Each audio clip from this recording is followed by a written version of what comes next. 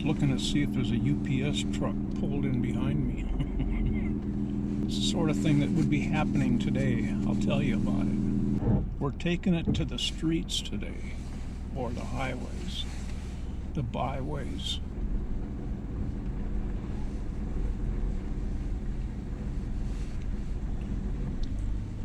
I am trying to flatten out mud ruts. The UPS guy came in an hour ago and I said, "You had no problem?" Nah. 1:45 p.m. on Wednesday, March 24th. The day that big things were gonna happen. And you can tell by my word choice that big things did not happen as I had very carefully planned out. Going to check the mail.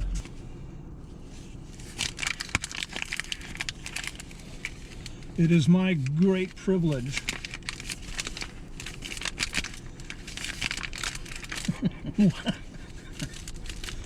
when an organization like AARP politely entreaties me to please do not bend. It is my obligation to do exactly that. And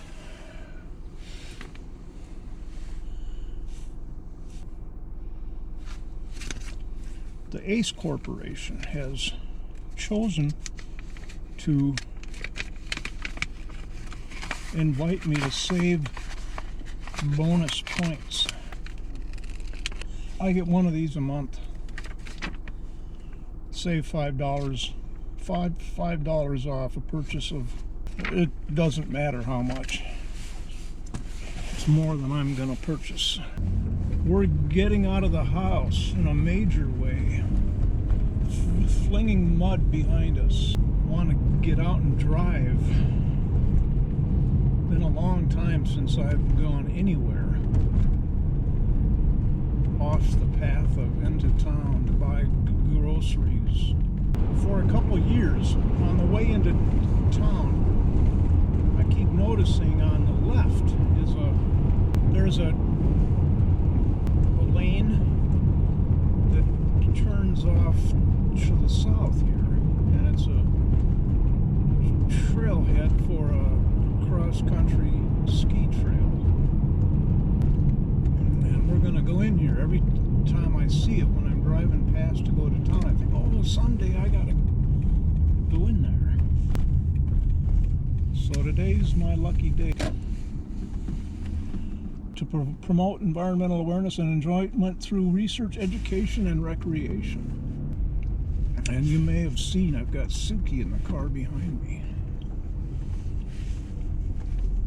Well, let's see if we can get stuck. Well, it's a little bit windy today. I don't know if the wind will affect my trying to talk to the camera or not. I guess I will find out, and so will you. Suki won't. I'm excited. This is a big deal for a change. All right, let's get with it. Okay. No hiking on ski trails. What? Well, that's just too bad. Could have brought my cross-country skis or snowshoes. I don't think I'm doing a whole lot of damage to the trail.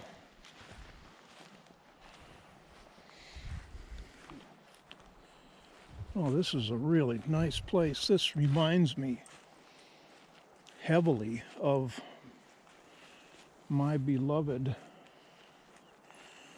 McNaughton trails back in Wisconsin. Tall red pines. I like this a lot. What's taken me so long?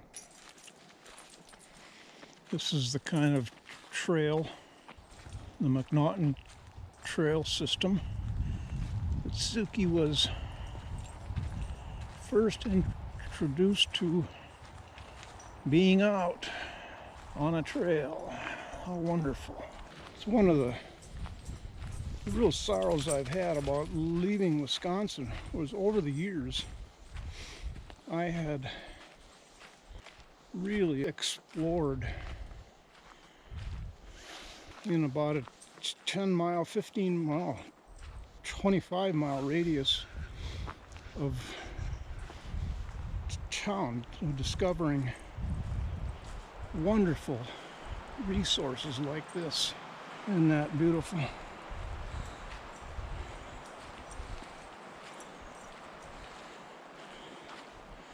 So that was one of my major sadnesses, the places I had discovered within a year of moving. I'll never be back. I will never be back. Oh my God. Oh, that must be the trail that I looked. We were down at the base looking this way, and I commented how steep this is. I wouldn't want to go down there on foot even in the winter, much less on skis. Well, we got a map right here. Why don't they tell me where we are? We are right here, and this is looking down the steep hill. So we had originally come up and around here and walked up somewhere in here before I turned around and came back and walked here. So I was looking to go down there. That's where we came from just now. Looking to go through there, and that'll be right through here. What a wonderful facility. So somewhere along here is this intermediate section. Well, I'm gonna go up here because they show a little bit of wavering on that sign there. I want to see what it looks like. I'm not going to go that way, but I want to see what the sandhill.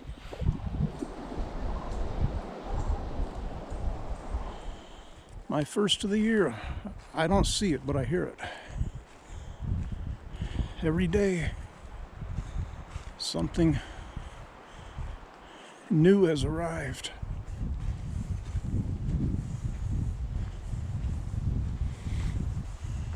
I've been just a little bit apprehensive about wolves. It's right along this highway where I came up on the wolf trotting on the highway 2 winters ago. I saw him from a little afar off, and he was trotting toward me in the oncoming lane. I thought, well, it must be a dog out for a run. Got near and, oh no, that's a wolf. I stopped right beside him. He stopped and looked up at me with a wolfy scowl. And I continued on, and he continued on east. That was right along the highway out here. So this is where we're gonna go next.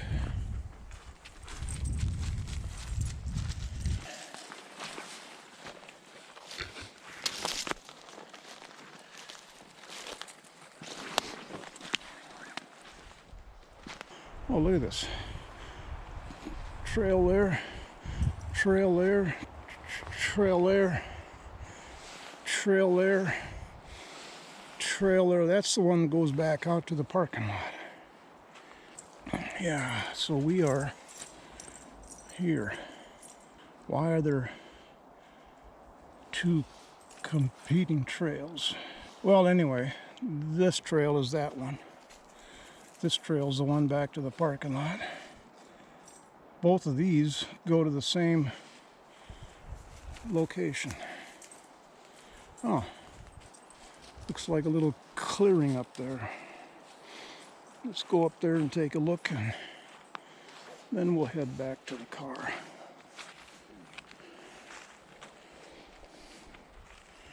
Who knew such things were in my neck of the woods?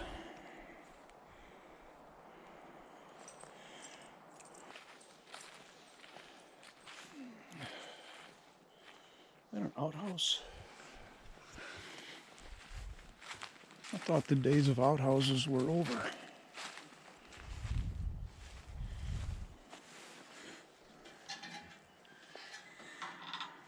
Huh. These must be available for rent, or maybe they're free, but you got to sign up and reserve it from the university.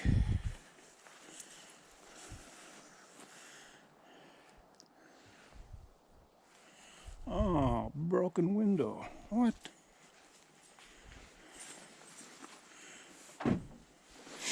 That's not right.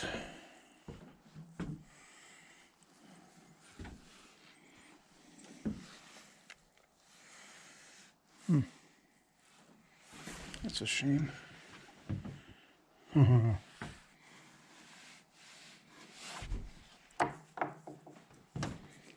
Broken windows there too. I would hope that that's not vandalism, but seems a pretty good possibility that it is. If it wasn't vandalism, it would just be one window broken. Tipped over pine tree. Top of it is still very much alive. What an adventure I'm on today. Wow, this is so cool. All of this, being out, discovering.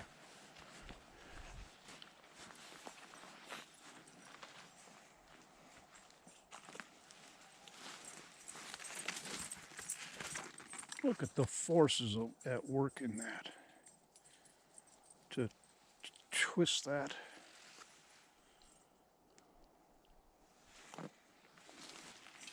Well, that must be a gathering spot.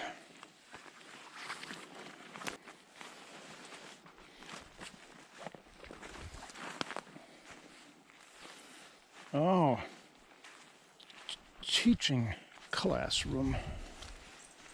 It's obviously for a display of whatever type is needed. I'm impressed. Well, okay. This is the trail that runs adjacent to the one we came down on, so let's go back through the pines.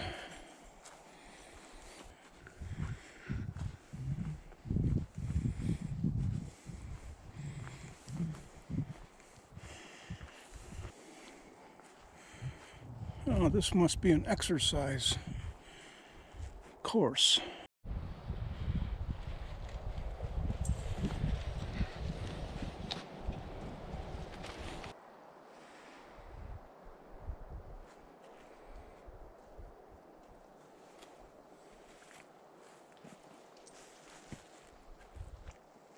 And what would this be, a boxing ring?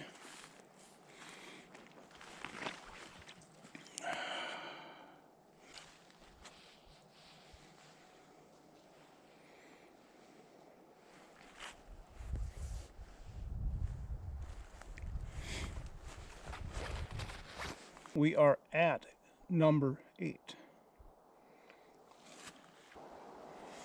Well, someday we're gonna go from here and follow that one. Some other day we're gonna follow this one. I needed this to get away from my groove. You know, the only difference between a groove and a rut is depth. Oh, what's that?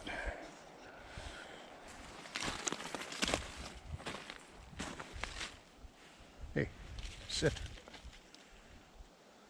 She's looking around for why I'm having her sit. That must always mean somebody is coming, like the UPS man. Sit. Suki, Sit.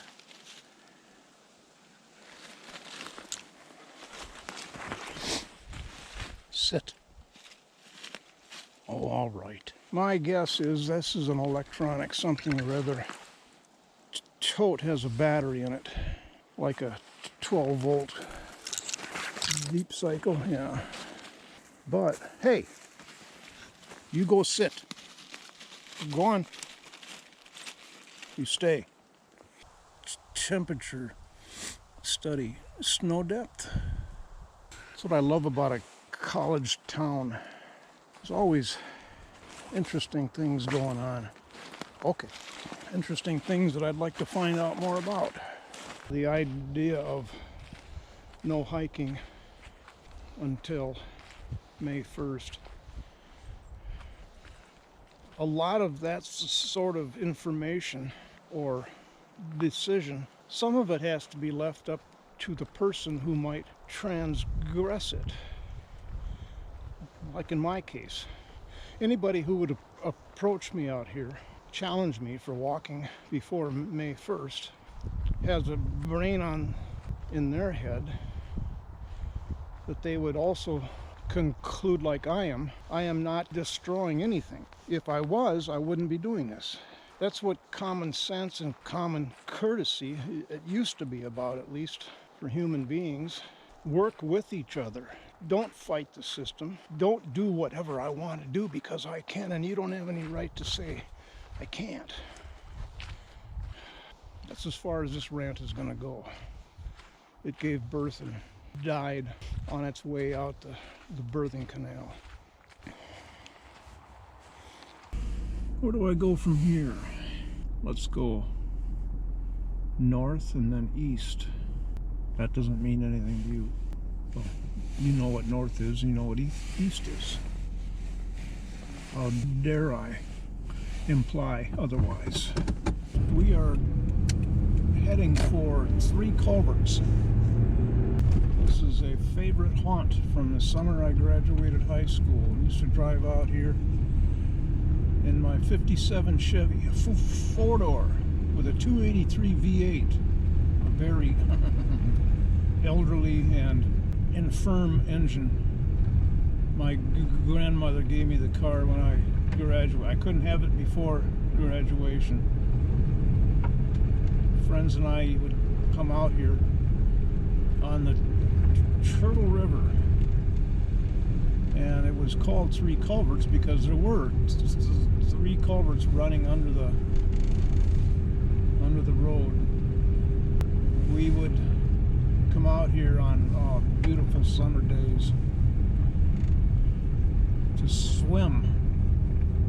No parking anytime.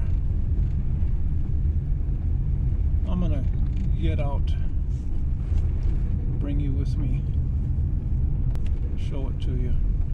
We would bring along scuba masks, flippers, and a frog spear, and dive.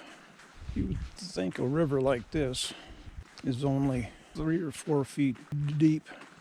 Didn't used to be a no trespassing sign up there back in the 1970. What the hell's the matter with people? We used to drive down there to park.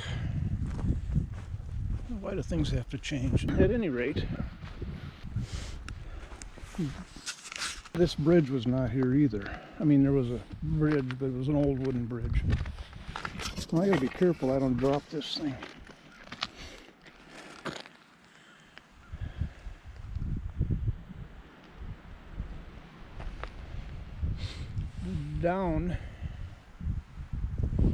Down from the culverts, the water would go down deep into a 12 to 15 foot deep hole, and we would see red horse. That's a sort of a sucker fish. They were big, like 18 inches long, fat. And we would sit on the bank over there when the hippies would arrive. 4 of them. 2 men, two women, and they would skinny dip. Oh my gosh, what a thrill that was. Now there's wind, unfortunately. I'm not going to be able to talk.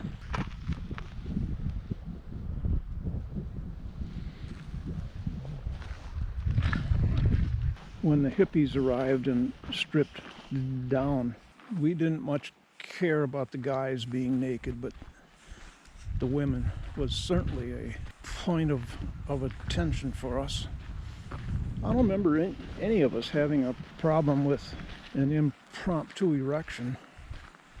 Back in those days, you would have thought that would have happened right away, but no.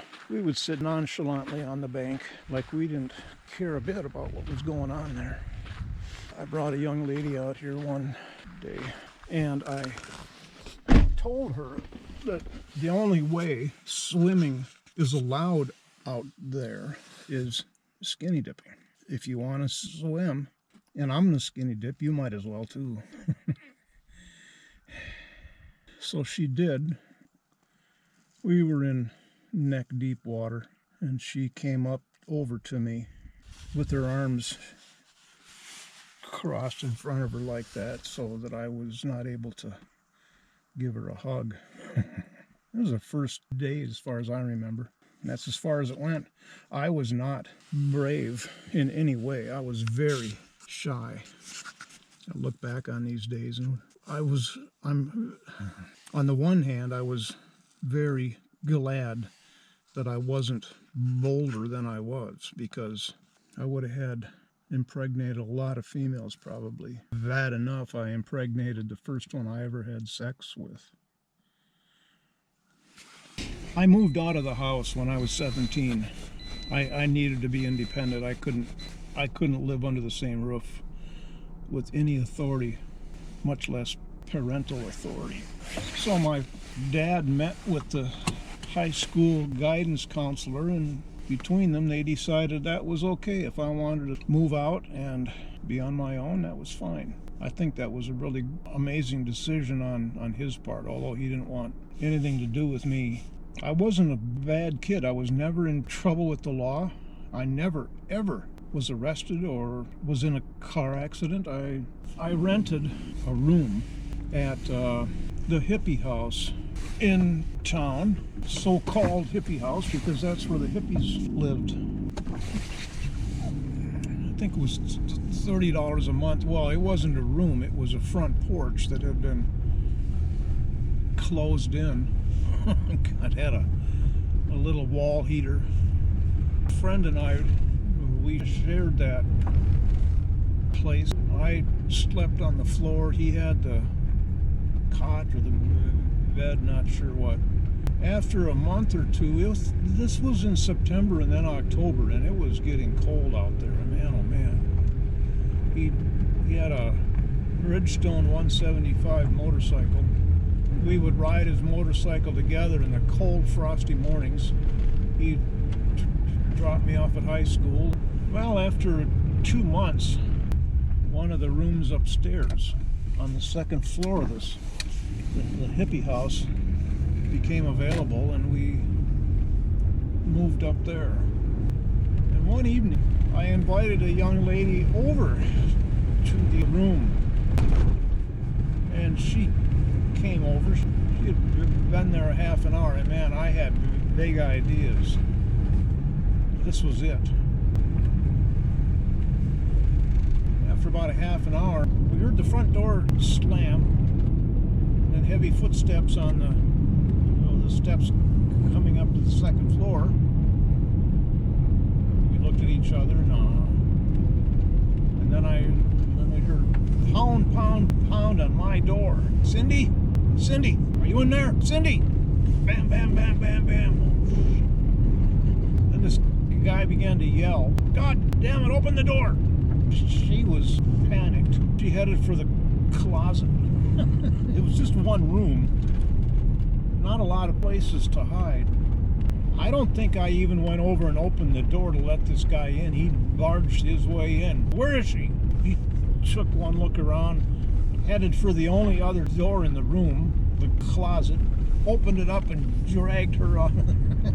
Out the door they went, down the steps they went. That's the last I ever saw her. There went my hopes. A 17-year-old male. I'll worry about that later, but for now, all I care about, all any 17-year-old cares about is not being a virgin anymore. I have no idea where this road goes other than that way. We are at the North Twin Lake boat access in the Chippewa National Forest. Special fishing regulation, northern pike. All from 24 through 36 inch must be immediately returned to the water, except possession limit may include 1 over 36 inches. Regulation is intended to increase sizes of northern pike. It's a cute little lake with not much development on it. Oh, I didn't finish telling about using a frog spear out at 3 culverts. Well, I had an untoward event happen. The frog spear was just a little 3-pronged, about that large actually, barbs on the end of the points. And we attached that to I mean, that thing was only this long. We attached that to about a 3-foot long handle so we could spear frogs or red horse. I don't know what we were going to do if we actually nabbed a red horse of that size. It would have dragged us around that deep hole. Okay, so we each had one of these things and we went out swimming along, chunk into my side. I was with a friend, his name was Mike Hedlund. Well, this is one of these guys who was a Jim Morrison look-alike. If you remember Jim Morrison, if you're that age, The Doors. Good-looking guy, and he always had females. So I had speared my side, and with the barbs in the end of the prongs, it wasn't coming out. Managed to get the handle off of it so I could. We were in my car, so I needed to be able to drive back into town without a big 3-foot long handle. Drove into town, went to the local clinic, walked in, showed them what I had. Oh yeah, sat me down. It didn't hurt. I guess you don't have much feeling or aren't many nerves inside of your fat. And the family doctor came in the room and numbed me up a little bit, cut away, and out it came. My friend Mike, he never met a chemical that he didn't like ingesting. Anything and everything. Once I got out of high school, we each sort of went our ways. I don't remember much about him after that. He got a gal pregnant.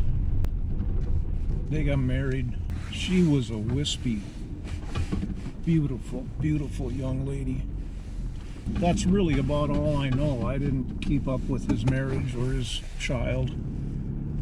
But shortly after, 2 or 3 years later, I heard he had died. No reason was given that I remember, but I'm sure it was an overdose of something. He was destined for it. How is it that some of us end up surviving at least until age 68, and others, like him, drop off in their early 20s? Some say they're but by the grace of God go I, and I guess that's true since nobody has any better answer. Oh, we did LSD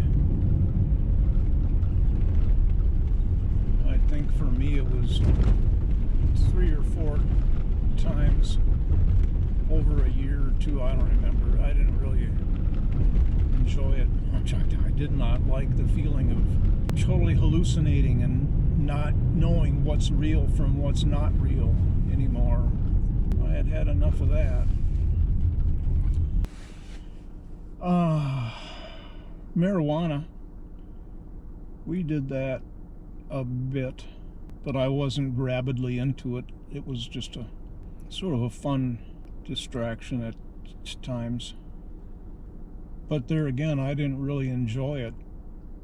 After a while, it got to be, there again, I can't tell what's real from what's not real. And Mike Hedlund's the one who, we were high on marijuana one time, and I think I was expressing concern about the feeling of it. And he said, oh, well, you know, you never come down from it. You just adjust to it. I didn't need to hear that. And for him, that was probably very true. The amount that he took of drugs, he was probably always high on something. So he never got to be reminded what it felt like to be straight or not under the influence of something. Why do some people live that sort of life and some others don't? Why do some people become alcoholic, others don't? I was struck by a phenomenon watching a TV show the other night, and how I was struck by how common it is for a large majority of the population to need a glass of wine or a cocktail or a slug of vodka or 2 after a traumatic event or after a tough afternoon at work. And that's a very common thing for a lot of people to do. Do you need a glass of wine? Yeah, I really need a glass of wine. And I realized how, wow, I've never thought that. Why? I guess I'm lucky. Thank God I'm lucky.